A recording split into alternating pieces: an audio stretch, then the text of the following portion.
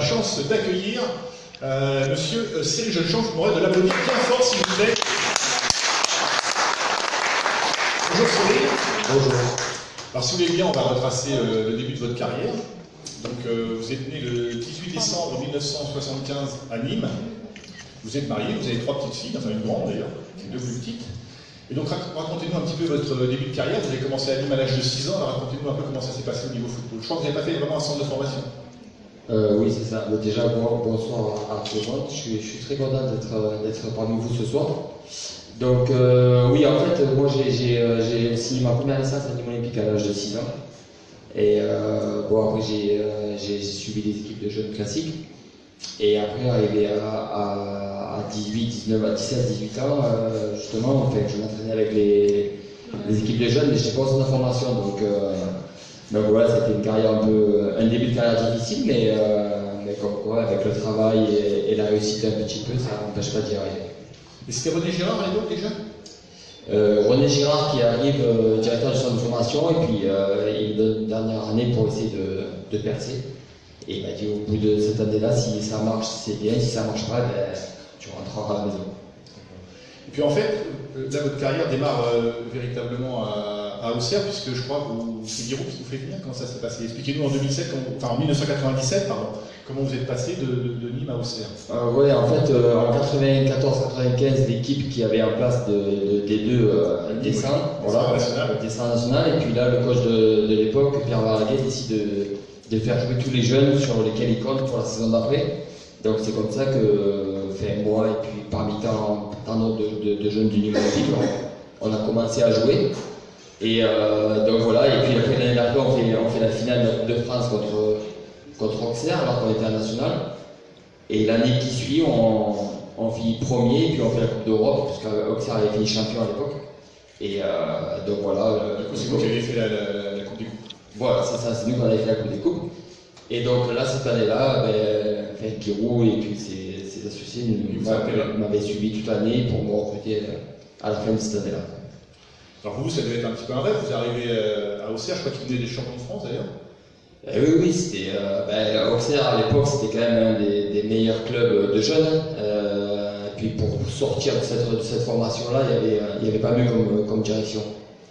Il y avait notamment dans l'équipe à l'époque, on va citer 4 qui sont les plus connus: Sabri Lamouchi, Stéphane Guivarch, Lionel Charbonnier, Bernard Diomède. Et vous jouez notamment un quart de finale de Coupe d'Europe contre la Lazio de Rome. C'était en 97-98.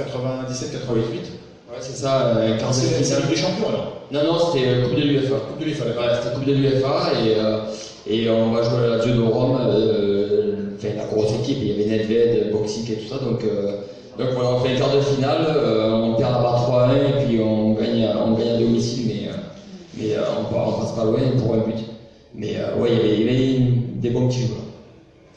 Alors après, évidemment, on va bientôt arriver à votre arrivée sur Nice, mais on va juste avant partir sur Bastia et sur Rennes, puisque vous avez joué aussi bien sûr dans ces 2 clubs, et puis notamment Rennes qu'on reçoit ce soir. C'est aussi pour ça que je pense qu'on a votre présence ce soir. Et donc, alors vous allez jouer à Bastia, un club du Sud, comme on dit. Évidemment, on ne peut pas faire tellement plus au Sud, à part Ajaccio. Et donc c'était Robert Nouzaret, je crois, l'entraîneur, et puis vous me disiez que c'était un club qui correspondait bien à vos valeurs, le don de soi, l'équipe de copains, l'équipe de guerriers, un peu comme vous avez fait à Nice après. Parlez-nous un petit peu de Bastia, comment ça s'est passé Ouais, c'est ça. En fait, je suis 4 ans d'Auxerre, et puis voilà, il fallait que je vois autre chose, et puis le coach Nouzaret m'avait contacté, et puis je trouvais le projet qui était vraiment bien, vraiment beau. Et donc voilà, ça s'est passé comme ça, et puis voilà. Bastia et Nice, à l'époque, se ressemblaient un peu. Ouais, se ressemblaient beaucoup dans tout ce qui est structure, même au sein du club. C'était un club très familial, très copain. Donc ouais, j'ai passé 2 saisons là-bas vraiment où j'ai découvert vraiment des bonnes personnes. Alors après, on va faire un petit bond vers le nord. Alors à Rennes, en plus, vous me dites que vous arrivez à Rennes au moment où il neigeait. Ah, c'est ça, puis votre fille, je crois, de 4-5 ans, s'est mise à pleurer, vous êtes dit oula. Ouais, c'est ça, je suis arrivé en plein hiver, donc. C'est galère, finalement. Quand on arrive de Bastia, alors qu'il faisait 25 degrés, et on arrive à Rennes, il neigeait, donc c'est vrai que ma fille m'a regardé, elle m'a dit: t'es sûr qu'on va rester ici? Donc voilà, c'était un début, c'était un peu compliqué, mais après, voilà, nous en tant que joueurs, on s'adapte vite, c'est surtout pour les enfants et la famille qui est un peu plus compliqué, Mais voilà, après j'ai passé 5 belles années là-bas et j'ai vraiment pris du plaisir et c'était vraiment sympa. Alors avant de parler de votre arrivée à Nice, je vais sortir un petit carton. Ouais. C'est quoi ça? C'est un carton rouge. Ah bon? Parce que vous êtes quand même le deuxième en France à voir. Ouais, ça ressemble un peu à un carton rouge quand même. Je suis que deuxième, donc ça va. Donc avec Cyril Roll, que vous avez retrouvé d'ailleurs à Nice après. Et donc en fait, donc je crois que vous avez pris 21 cartons rouges et à peu près 120, 130 cartons jaunes. Enfin, j'ai du mal à faire les calculs parce que suivant les. C'est à peu près ça, je crois, non? Ouais, bah, je pense que vous avez bien travaillé, donc vous avez bien bossé. Vous savez exactement combien d'années. Ouais, non, mais après, ça fait partie de ma carrière, ça fait partie de moi, ça fait partie aussi de mes qualités, de mes défauts. En plus, vous étiez milieu défensif, donc c'est vrai qu'on prend plus de cartons quand même quand on est milieu défensif que quand on est attaquant en général. Oui, et puis on prend aussi beaucoup plus de cartons quand on est passionné et quand on a envie de donner à fond. Voilà, c'est comme ça, mais ça fait partie de moi. Ouais. Et puis vous avez fait quand même une très belle carrière, puisque vous avez joué près de 600 matchs en professionnel. Ah, c'est ça, hein? Ouais, ça doit être quand même de ça, ouais. Vous auriez joué 620, ça vous avez pas payé 20 rouges. Mais bon, voilà, oui, j'ai calculé, en comptant les matchs de Ligue 2, enfin, quand vous étiez déjà à l'époque professionnelle. Donc c'est quand même une belle carrière pour vous. Vous avez terminé assez tard d'ailleurs, vous avez failli finir comme Gianluigi Buffon à 40 ans. Ouais, j'ai fini ma carrière, j'avais 38 ans. 38 ans passés. Non, c'est. Quand vous avez joué à Istres, vous avez été plus vieux, non? Vous avez fini à 38 à Istres? Oui, 38. Non, mais voilà, j'ai commencé à 18 ans en professionnel, j'ai fini à 38, donc ça fait 20 ans. Ça fait 20 ans, ouais. Donc, ouais, sur la longévité, je pense que c'est quelque chose de bien. Après, c'est aussi l'hygiène de vie qui fait beaucoup. Voilà, j'ai été épargné sur les blessures, à part 2 croisés en 2 ans, mais sinon j'étais quand même assez épargné là-dessus, donc ça y fait beaucoup. Ça vous a permis de faire des saisons pleines? Ouais, aussi, voilà, quand on enchaîne des matchs à 30-35 matchs par saison, plus la Coupe d'Europe, ça fait aux alentours de entre 55 et 60 matchs, donc voilà, ça fait vraiment des saisons pleines. Alors avant d'arriver à Nice, on va passer aux quelques questions des supporters, et puis on arrivera après au Stade du Roi. Alors est-ce qu'il y a des questions? Alors évidemment, Cyril ne s'en souviendra pas, mais moi je l'ai vu arriver le premier jour à Auxerre. J'étais dans le même hôtel que vous ce jour-là, et vous n'avez pas changé, Cyril. Ça c'est gentil. Ça c'est vrai. Alors, il a évoqué gentiment, Laurent, vous êtes un fervent supporter des cartons rouges, mais n'est-ce pas dû un petit peu aussi à tous les entraîneurs que vous avez côtoyés? On a parlé de Robert Bouzaret, il y a eu Frédéric Antonetti, c'est aussi des entraîneurs qui sont un petit peu à poil quand même.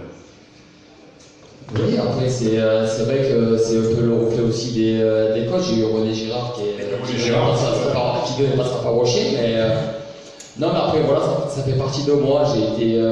J'ai été éduqué comme ça, donc il fallait toujours chercher quelque chose. Donc ça fait partie de mon caractère. Je pense que si j'ai réussi, c'est aussi grâce à mon mental et à mon état d'esprit. Après, ça ne se joue pas grand chose, mais bon, c'est vrai que des fois, avec le temps, quand je regardais, je disais quand même là, tu allais un peu trop loin. Et bon, maintenant, ça serait quand même plus difficile d'enchaîner des matchs avec un état d'esprit comme ça. Mais c'est vrai que, par contre, vous avez toujours été un peu le chouchou des supporters aussi, parce que je dirais que les supporters les supporters aiment votre engagement quoi, sur le terrain. Vous l'avez ressenti aussi ça, que vous êtes les supporters, vous aimez bien pour ça aussi? Oui, après c'est quand on est supporter, maintenant je me mets de l'autre côté, je dis que quand il y a un joueur qui arrive et qui joue au sein de votre club, la moindre des choses c'est qu'il donne le maximum, qu'il mouille le maillot. Après bien sûr il y a des jours où j'étais moins bon que d'autres, mais c'est comme ça, mais du moment qu'on donne le maximum, je pense que dans la vie il faut être comme ça, il faut être entier. Après quoi qu'il se passe, les gens sont toujours reconnaissants envers vous. Est-ce qu'il y a d'autres questions de... Oui. Bonjour Cyril. Pouvez-vous nous expliquer comment tu préparais tes matchs, comment tu les abordais par rapport à ton physique viril et même à la limite agressif par rapport au carton, à ces fameuses étiquettes comme Cyril Roll, Franck Giannetti et Jérôme Cahuzac, plus ta suspension d'1 an? Ouais, je n'apprenais pas plus que ça. Après, je l'ai préparé du mieux possible. Après, c'est vrai que des fois, quand j'avais des arbitres qui étaient un peu plus difficiles que d'autres sur des matchs, j'essayais de faire un peu plus attention. Mais c'est vrai que on se comporte pas pareil quand il y a des arbitres qui sont sévères que quand il y a des arbitres qui sont un peu plus tranquilles. Ça c'est vrai. Des fois on peut y jouer avec. Donc voilà. Et après pour la suspension de 1 an, ouais, ça fait partie malheureusement de ma fin de carrière. C'est comme ça. Mais après quand on écrit des méchancetés et surtout des choses qui sont pas vraies sur moi, j'ai réagi comme ça parce que c'est moi. Peut-être que j'aurais pas dû, mais en tout cas je regrette rien du tout aujourd'hui. Voilà, juste pour rappeler un petit peu ce qui s'est passé, en fait, un journaliste qui a dit, qui a sorti un mensonge, que tout le monde savait d'ailleurs que c'était un mensonge, parce que vous étiez un peu comme le fils de René Girard, donc en général on n'attaque pas son père, et le journaliste a dit de mettre un truc dans l'équipe, je crois, dans l'équipe, et donc bon, ça ne vous a pas plu, vous lui avez un petit peu expliqué. Bon. Vous avez pris un an de suspension. Il a raison, il a des couilles. Bah voilà, moi j'aurais fait pareil. Bon, moi j'aurais mis un coup de tête plutôt qu'un coup de poing, mais bon, après chacun. Mais bon, voilà, après ça fait partie de. C'est vrai que c'était pas. Je pense que la presse va un petit peu loin. On le voit aussi, on le voit récemment encore, quand on voit comment l'équipe a attaqué Deschamps sur le match contre le Danemark. Je trouve ça scandaleux, quoi. Que des journalistes puissent se permettre des fois des choses qui vont blesser la famille ou qui sont. Enfin, bon, bref, on va pas faire, mais j'ai l'impression qu'un journal comme l'équipe, que moi que je lis tous les jours, va un petit peu trop loin des fois pour faire du sensationnel ou pour. Ouais, bah après les sources sont pas toujours véridiques, quoi. On se rend compte des fois. C'est pour faire du buzz aussi, il faut vendre, mais bon après quand ça touche. Ouais, soi-même ou la famille. Voilà, c'est ça, là c'est plus compliqué à gérer donc. Alors on va parler de choses plus joyeuses, on va parler de votre arrivée à l'OGC Nice en 2007. Vous arrivez très exactement le 12 décembre 2007. Et en fait, vous souhaitiez revenir un petit peu dans le sud, et puis c'est Frédéric Antonetti qui vous a contacté. Racontez-nous un peu comment ça s'est passé votre arrivée. Oui, j'avais passé 5 ans à Rennes, et puis c'est vrai que la fin avec Pierre Dorcy, ça se passait pas trop bien, donc il fallait que je voie ailleurs. Et puis là, le coach m'appelle. On voit de suite, ça passe super bien. Avec le président Cohen, ça a vraiment bien accroché. Donc oui, j'ai dit oui, puis voilà. Et après, comme par hasard, 2 jours après, j'ai un coup de fil de José Anigo qui entraînait l'OM à l'époque, et puis il m'a dit j'aimerais bien te recruter. Donc j'avais déjà donné mon accord au coach. Donc vous n'êtes pas revenu sur votre parole.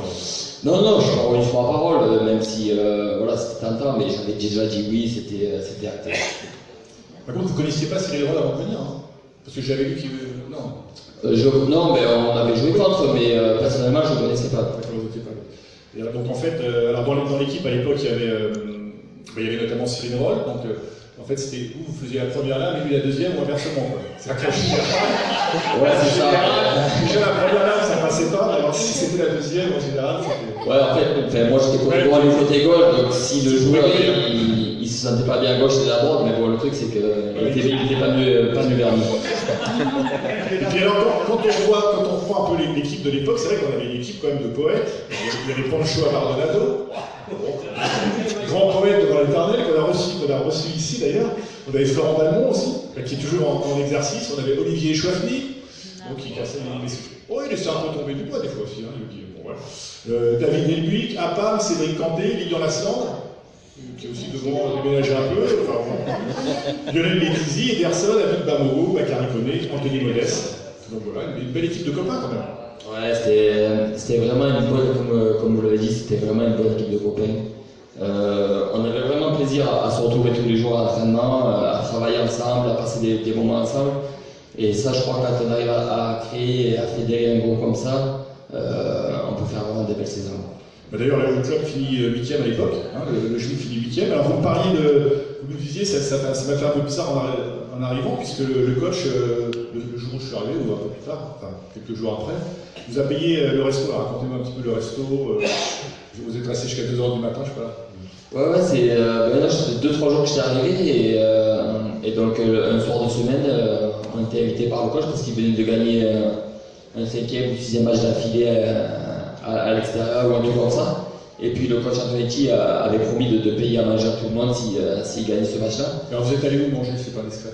Ouais, on est allé du côté de Monaco, je crois, ouais, c'est ça, côté de Monaco, et voilà, il y avait tout le monde, il y avait tous les joueurs, il y avait le staff, il y avait les kinés, il y avait vraiment tout le monde, et puis on est resté là-bas jusqu'à 2-3 heures du matin, et puis après, on était rentré le lendemain à l'entraînement comme si de rien n'était, c'était vraiment un bon moment. Et puis il y avait aussi notamment, entre autres, Lino Assemble qui était un joueur qui était un peu un leader de vestiaire, enfin, qui amenait aussi sa bonne humeur.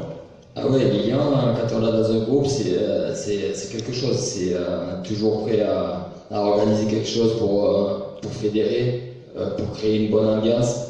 Et non, j'étais vraiment très, très heureux d'avoir fait partie de cette équipe-là.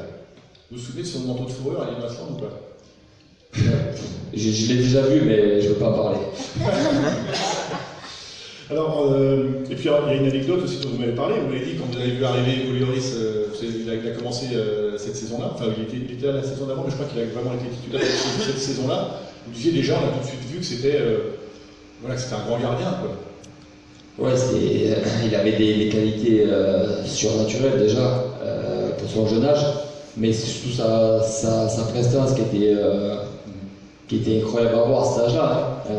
Quand on arrive à 19 ans, qu'on est déjà posé comme ça, qu'on est déjà calme, pour un gardien de but avec une telle prestance, on s'est tous regardés, on s'est dit il va aller très loin. C'est ce qu'il est en train de faire. Vous avez vu Etia il y a 2 mois de ce qui s'est passé alors. Oui, très content pour lui, j'ai joué aussi avec Olivier Giroud, très content pour lui parce qu'il était pas mal critiqué. Mais vous avez joué à Montpellier, ouais.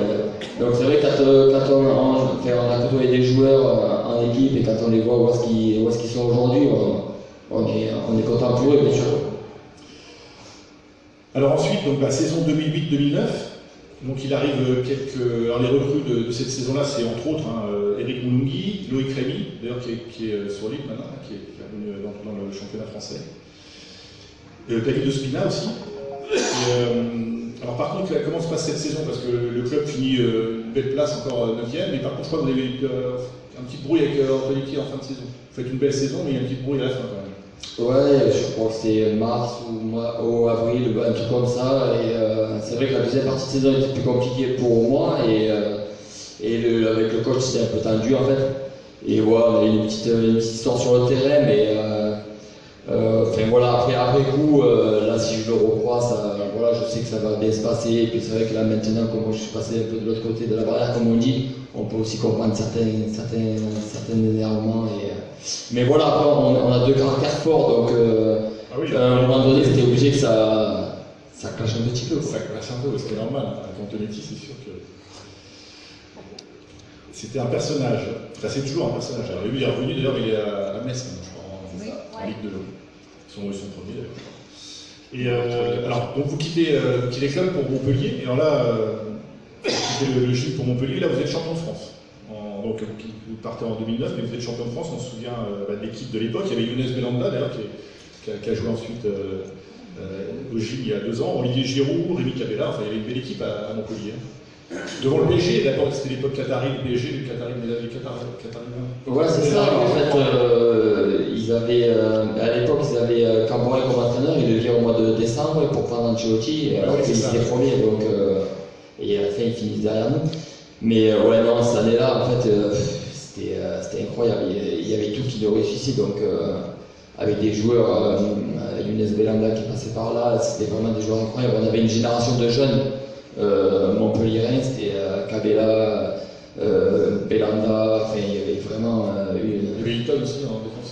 Non, Vito est arrivé l'année d'après, lui. Il est arrivé l'année d'après.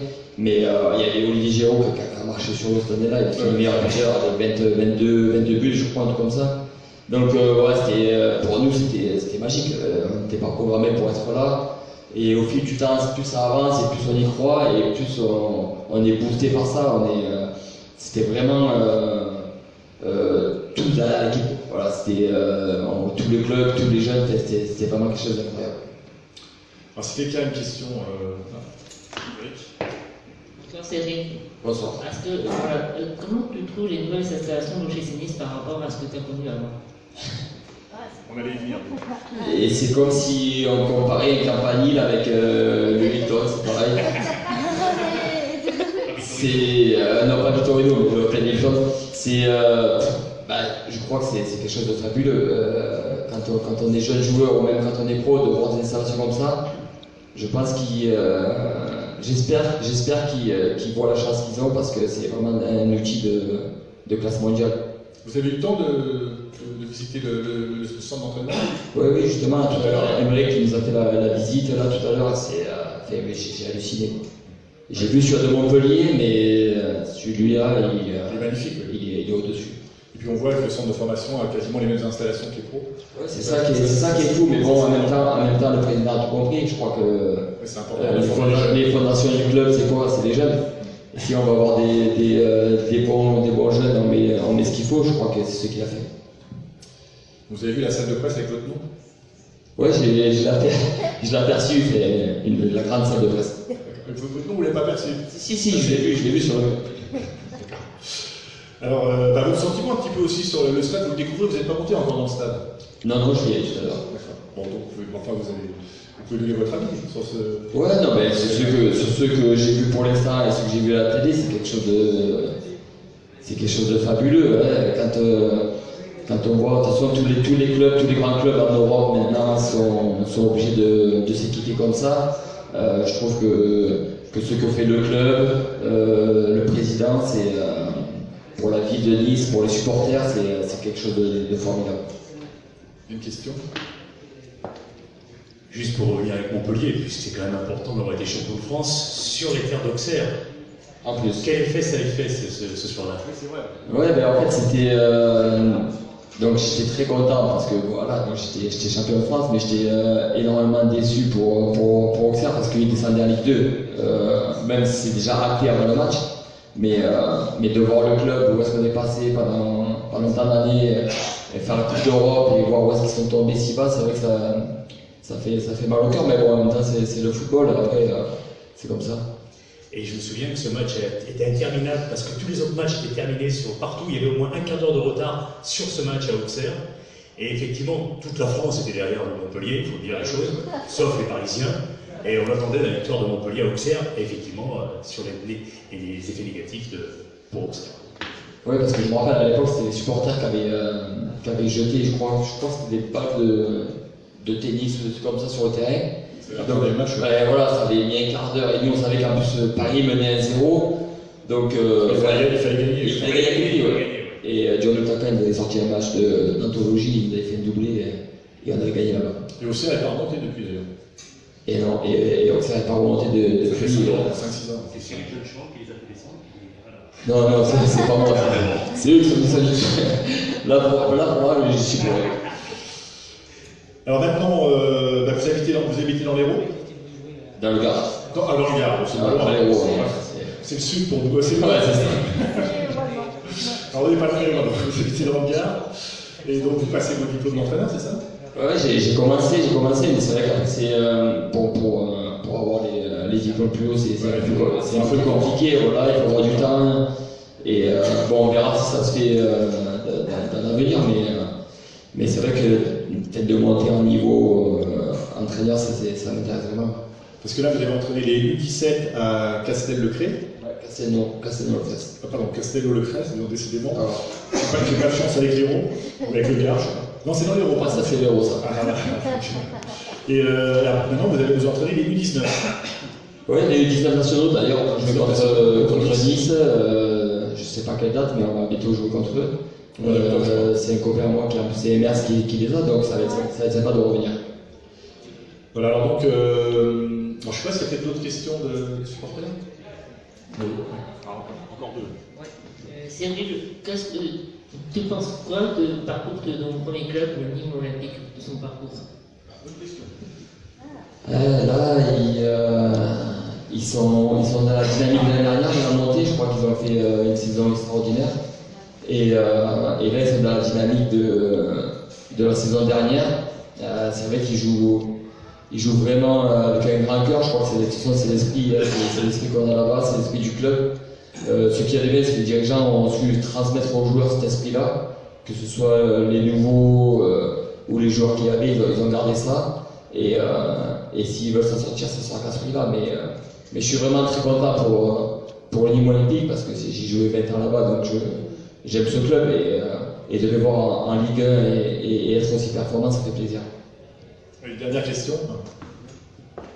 Bonjour Cyril, j'en ai deux questions en fait. Donc pour toi, quel est le joueur le plus technique avec lequel tu as joué? Et est-ce que tu aimerais revenir un jour à Nice en tant qu'entraîneur, bon, peut-être pas au plus haut sommet pour l'instant, mais s'occuper de jeunes? Alors le joueur le plus technique. Alors le joueur le plus technique que j'ai joué ou contre qui j'ai joué? Non, avec qui j'ai joué. Je crois qu'Ederson était pour ça un des joueurs les plus techniques. Que ce soit en mouvement ou arrêté, c'était quelque chose, c'était vraiment un très fort joueur, c'était vraiment quelque chose de très haut niveau. Après, oui, après on ne sait jamais qu'est-ce qui peut se passer, mais c'est vrai quand on voit l'évolution du club, quand on voit la dimension qu'il commence à prendre, travailler dans des installations comme ça, ça donne toujours envie, bien sûr. Sachant qu'il va y avoir un nouveau stade à Montpellier aussi. Ouais. Oui. Apparemment, ouais, c'est pas encore fait, mais. Ouais, enfin, c'est dans les cartons. Ouais, c'est dans les cartons, ouais. Ça fait un petit moment que c'est dans les cartons. Ça coûterait les dernières questions. Ouais, je voulais savoir ton pronostic pour ce soir. Allez, bon, même si je joue dans les deux clubs, pour ce soir, je serais quand même plus niçois que rennais, donc un bon 3-2, comme ça on voit des buts, on se régale, et puis comme ça, il y a les 3 points. Nous, on n'a pas vu beaucoup. Non. Vous n'avez pas vu beaucoup? On n'a pas vu. Eh bien, c'est pour ce soir. C'est pour ce soir. Voilà, bah, Cyril, on va vous remercier, on va l'applaudir bien fort, s'il vous plaît. Merci. Merci à vous. On va passer au petit selfie, petits autographes, etc. Voilà. Hola mio bella Nisa, regina dei flu, li ti Torisa, io canterai tu giù, canterai di montagna, io ti t'enric de cor, li ti verdi campagna, li tiu gran soleil d'or.